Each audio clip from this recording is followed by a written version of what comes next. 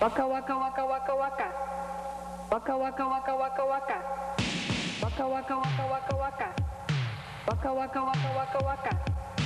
Waka waka waka waka waka. Waka waka waka waka waka.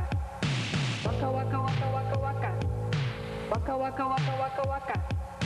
Waka waka waka waka waka. Waka waka waka waka waka. Waka waka waka waka waka. Waka waka waka waka waka. Waka waka waka waka waka. Waka waka waka waka waka. Waka waka waka waka waka. Waka waka waka waka waka. Waka waka waka waka waka. Waka waka waka waka waka. Hi, I'm Carrie McPherson. Welcome to part 1 of Youth Yogurt and the Other Thing, a contemporary show brought to you by a group of Halifax youth with 3 purposes: to inform you, to entertain you, and to train. To train who?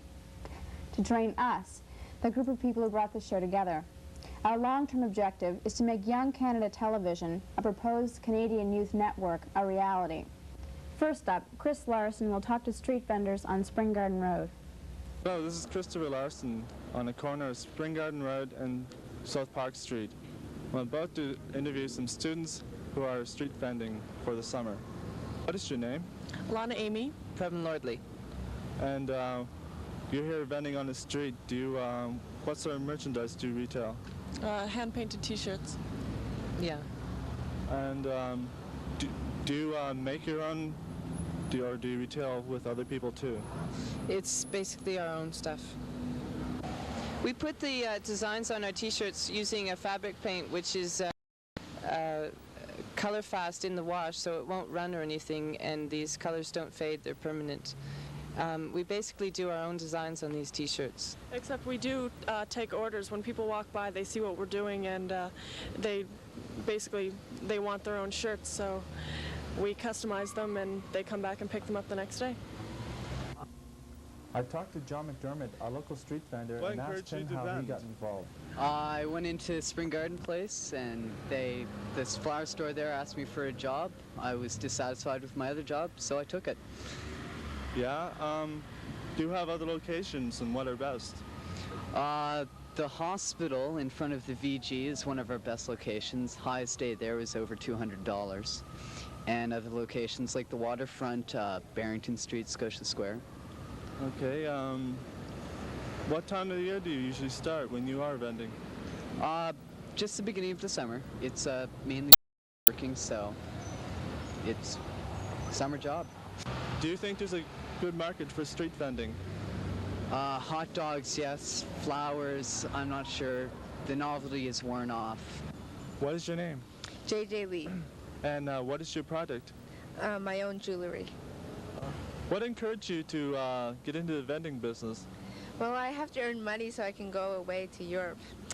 And I really didn't want a regular conventional job because it would make me really unhappy this summer. So I decided to do something that gave me a creative outlet and something that I really enjoy doing. What do you do to attract a potential customer? I jump up and down and wear a chicken costume. No. I don't. They just come up and I just start talking to them. What materials do you use in your jewelry? Mainly bamboo. I steam them and then I bend it around the bottle, or I curve it just slightly to make a necklace. My other materials come from hardware stores, and people give me telephone wire. Do you enjoy this independent life of being your own boss? Definitely, definitely. This has been Christopher Larson on the street for YCT Cable 10. Hi, I'm back with Chris, who's going to give us his end conclusion to his report on street vending. Well, street vending has its ups and downs. Of course, weather plays a very important role. Independents usually get to choose their own locations and times when they want to work. Company vendors, they usually have their company hours, daytime, when they want to. But I guess it all comes down if you have the right product or not. Thank you, Chris. Now joining us is Bonnie Scott, who spoke to Greg Clark about the upcoming Club Flamingo. Bonnie, what can you tell us about the club? Well, I think it'll fill in a very obvious gap in things for today's youth to do. And I wish Greg much success in the coming future, and I think everybody should go and check it out. I know I certainly will. Okay, let's take a look at that interview. Hi, I'm Bonnie Scott, and I'm here with Greg Clark, one of the owners of the Club Flamingo. Is the Club Flamingo actually a club yet? Can you go there and have fun, or what's it doing right now? Right now, we're still finalizing the last details of actually acquiring the building. We have it for sure, but we're beginning to renovate it at the end of this month, and hopefully we should be open by mid-October or the end of October. Okay, is this going to be like a licensed club? Are you going to, do you have to be 19 to get in? No, it'll be an all-ages club, so basically anybody can go from like 2 to 80 if they want to, and so there'll be no liquor there. You try to attract one particular group of people or a wide variety? We're not exactly trying to attract any one type of clientele. That's probably going to be determined mostly by what we're doing there each night. There's going to be a variety of things going on. So on the weekends, we'll be doing mostly what people would expect us to do from past things that we've done, which would be alternative bands and dancing and such things like that. Other nights it could be maybe movies or perhaps drama or lots of other things maybe. What style of bands or movies do you plan to get in? Like blues, jazz, top 40, anything like that? Primarily we're going to be doing alternative music, which could be either like punk or it could be more like death rock sort of stuff. Or, but we will also do, from time to time we may do some heavy metal there, we may do some or some folk. Movies, we're going to be equipped as a 35mm theater, the same as it was before. So that means we'll have a big screen, and we're going to have really good sound also. So we'll be doing movies similar to what perhaps Wormwood are doing, maybe with a slightly more commercial vein to them. Rock and roll movies, cult sort of movies, just lots of things. Okay, are local bands going to have a chance? Are they going to be able to play there, or are you just going to bring in bands from other cities? No, certainly there's going to be lots of local bands playing there. Right now, there's probably about 18 or 20 bands from the local area that we feel are capable of playing in this place, and probably the main reason for the place existing is hopefully in a year or two, as long as we stay open, of other local bands. So that's an important part of it to us, is to give local bands a place to play. There's been a lot of delays in this club. It was supposed to open a year ago, a few months ago, things like that. Why have there been so long? Well, basically because it's really hard to find a place that's suitable for what we want to do. It has to be a certain size, and we've been trying to get that right in the downtown core for about a year now, a little bit more than a year actually, and we've come close to almost getting it actually, but it never did come through, and so then we ended up looking at the Cove Theatre on Gottingen Street, and a lot of things seem to be right about the place. Like the size is much better than what we ever thought we could get, and the space itself is ideal for what we want to do. It's like any other space that we would have had to try and make it into something that it wasn't to begin with. But this place is already a theater, so it's a great space for what we want to do, and we've been trying to get it open as fast as we can, but things just haven't fallen into place until now. Are you worried about the area it's been in? The area has kind of a bad reputation in the past. I think the area is changing a lot. There's a lot of development going on up behind it in the residential areas, and it's becoming a little bit more middle class, and we're not real worried about the area at all. As a matter of fact, we probably think that we'd have more problems right in the heart of downtown, because there's a significantly higher Yahoo population down there on the weekends. But I don't think that we're going to have a major problem up there. I think it's getting better. Yeah, have you had any problem at all with police or any just local people trying to prohibit this or prevent it from opening? No. I don't think, we haven't up to now, and I don't think that we expect to have any.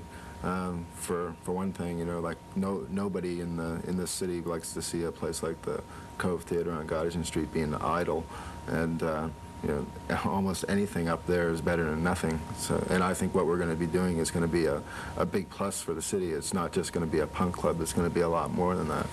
And so, I don't expect there to be any problems at all with any kind of authorities. The other side is they can't stop it even if they wanted to, so, because it's legally allowed. Do you think there'll be a good response in the city? Do you think people will be going there a lot, or Well, do you think it'll fall flat in its face? Well, I don't think it'll fall flat in its face, or else we wouldn't be risking this much to do it. But I think that if we make it good enough, I really think it's up to us. I think that the people are here to support it. And if we make it good enough and there's enough variety of things going on there, then I think that it'll be supported, because I think the population's here to support that sort of thing.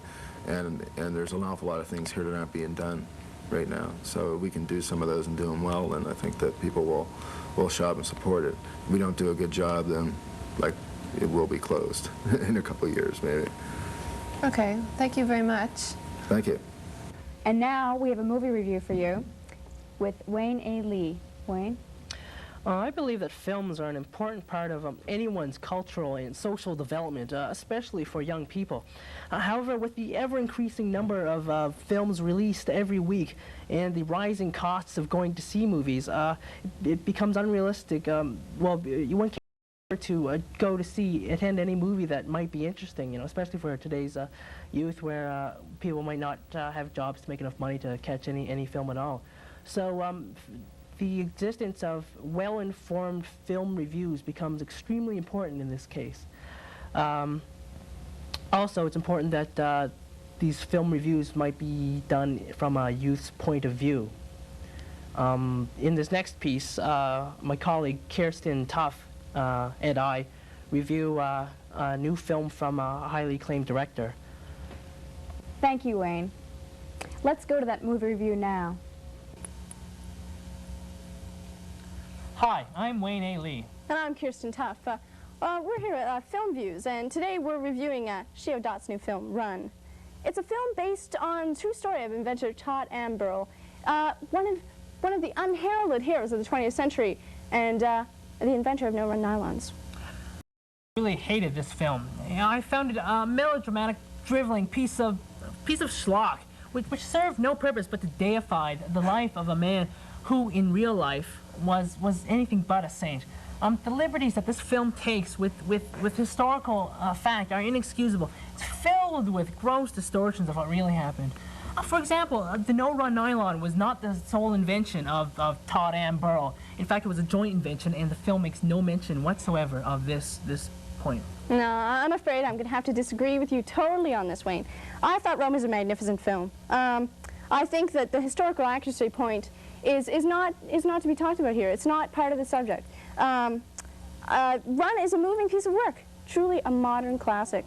On par with Zeffirelli's Romeo and Juliet and Kubrick's 2001. I mean, not only is Run a beautiful movie, it is significant. It's a revolutionary landmark in modern filmmaking. I think it redefines the meaning of 20th century cinema. Bullpucky. I cannot believe that you actually enjoyed this film. Even if we ignore the biographical inaccuracies, there's absolutely nothing about this film to commend. The directing was haphazard and amateurish, and the plot, it lost all sense of direction halfway into the film. It stumbled aimlessly, losing any semblance of a coherent whole. It was manipulative, it was laborious, and very pretentious. The acting was stiff, lifeless, and utterly unconvincing. The acting was superb. Buzz Pavanini's portrayal of the main character was excellently, it was just flawlessly executed. A truly mesmerizing performance. I found it so blatant, yet so subtle. For example, consider the dream sequence. This sequence provided valuable character insight, created an empathetic link between the viewers and the main character. You know, I think with that sequence, you truly realize how talented the director is. I found the dream sequence totally unnecessary and completely absurd. It wasn't even internally consistent. And the use of pigeons as religious symbols, utterly preposterous. And I failed to find any connection between the Holstein cow and no-run pantyhose. I think a Jersey cow would have been far more appropriate. No, I beg to differ with you. I do believe that you're overlooking some important aspects of this scene. It's obvious that the use of Holstein cows over a Jersey is to accentuate the dramatic irony of the situation. Besides, Jerseys are so gauche, so passé. Holsteins are so new wave. Cows or no cows, the excessive use of motion and abstract color changes I found very distracting. And the splattering of the blood in this scene, I thought was unsuitable for a film of this caliber. And why did the director choose Wagner for the soundtrack of this scene? It makes sense. Well, I personally like the Holsteins. Well, let's go to the clip. This way.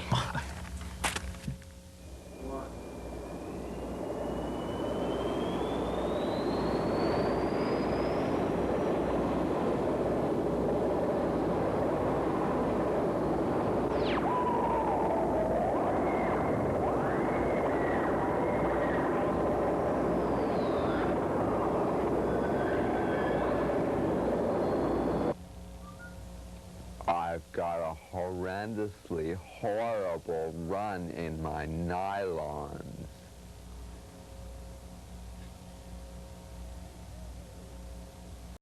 On a scale of 1 to 10, I give Run a 0.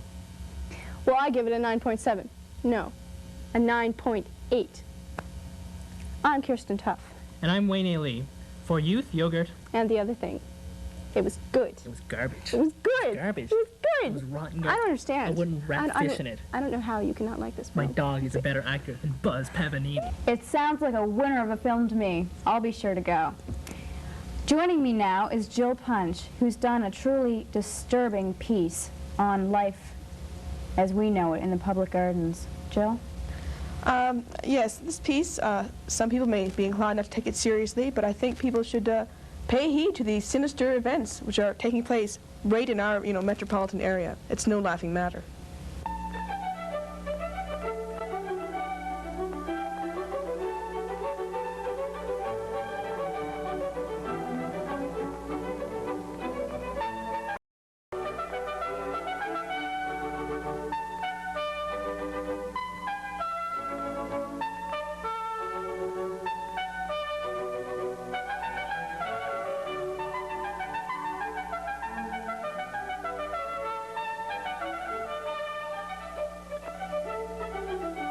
I think they're very lovely. I cannot say it's more beautiful, it's a touch of Europe. Oh, they're terrific. The public gardens, generally thought of as having a pleasant, carefree environment, a mecca for tourists and nature worshippers alike, a place to play, a place to relax, a good place. We do not see it as the potential bloodbath it may soon be. Hello, I'm Jill Punch, and this is a special report. It may seem unusual, even terrifying, but what you're about to see may be only the first report on what could be the end of life as we know it. When you think of birds, what thoughts come to mind? Innocent Donald Duck. But a more true-to-life comparison can be found in Hitchcock's movie The Birds, where our feathered foe avenged the indignities of Thanksgiving, down cushions, and general human exploitation. Ducks, swans, and a few of the more extremist pigeons have united here in Halifax, Nova Scotia, and for the past 5 years have been severely mauling and more often cold-bloodedly murdering humans, terrorizing Haligonian citizens and dragging their corpses late at night into the murky depths of the infamous duck pond, their final watery tomb.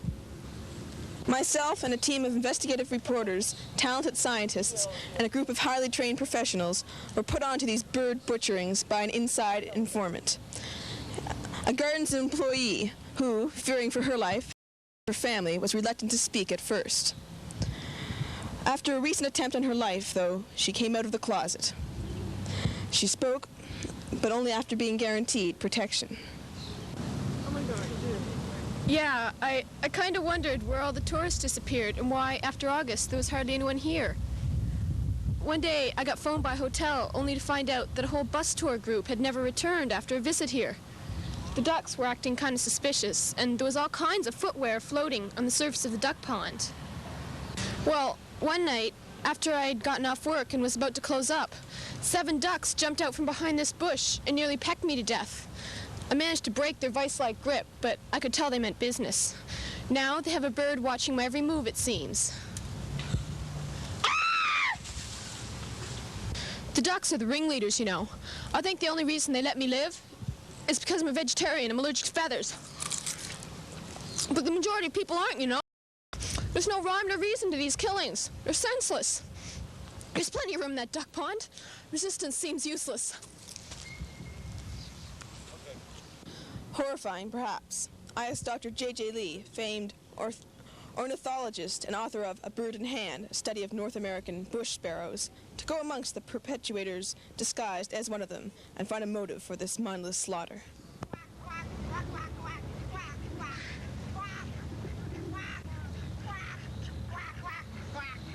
It's not too late. The birds in the Halifax metropolitan area do not, nor might I never have liked bread, popcorn, or other carbohydrates. They have been forced to eat them out of necessity. They have come to resent this constant barrage of foodstuff being thrown at them and wanted to seize. Their demands are simple: no more carbohydrates and more marshmallows. Marshmallows is what the birds really want. If we do not feed them marshmallows, that would be mankind's destruction. Yes.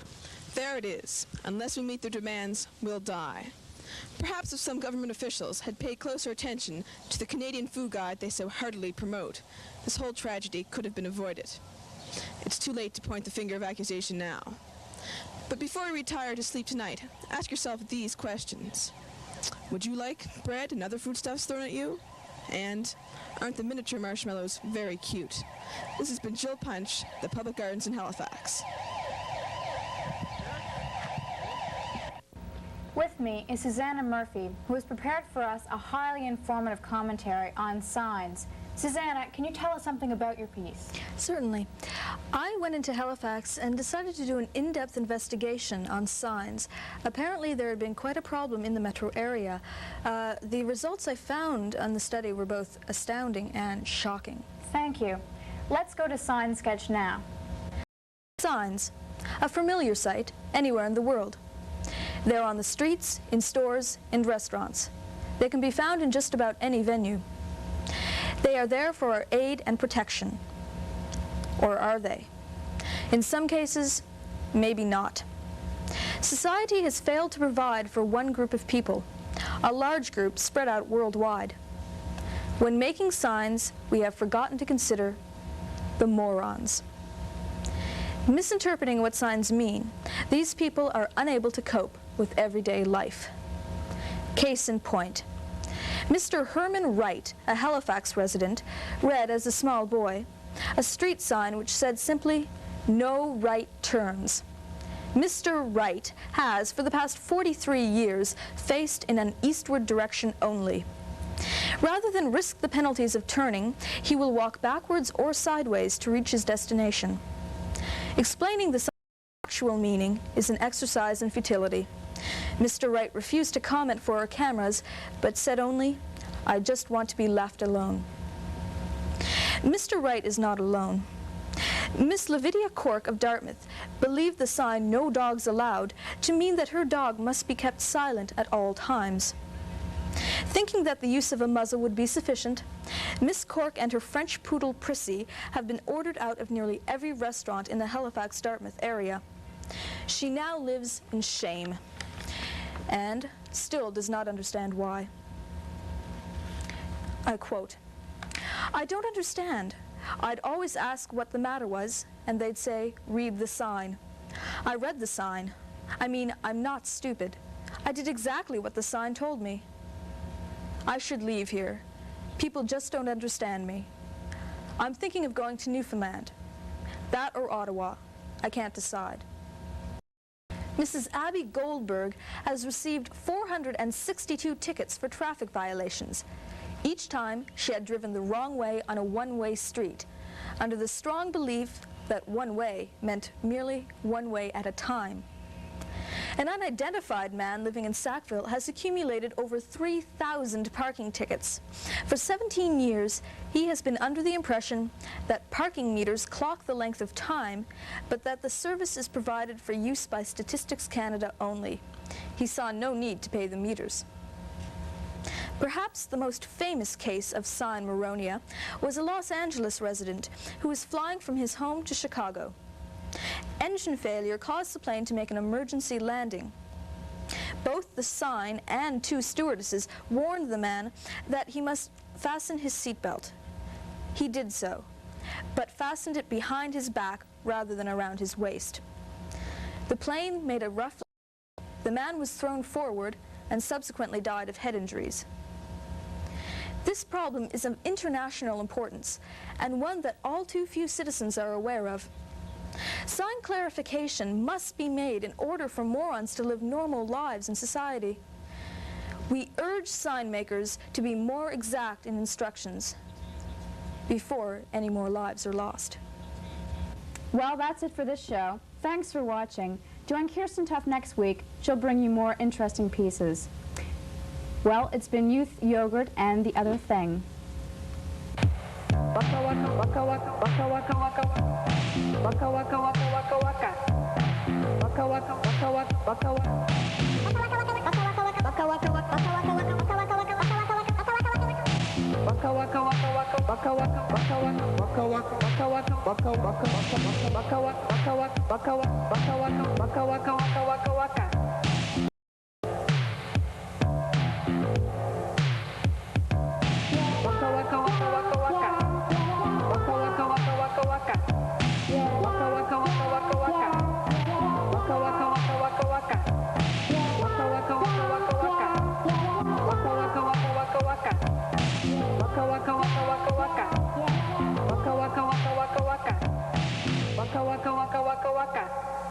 Waka waka waka waka waka.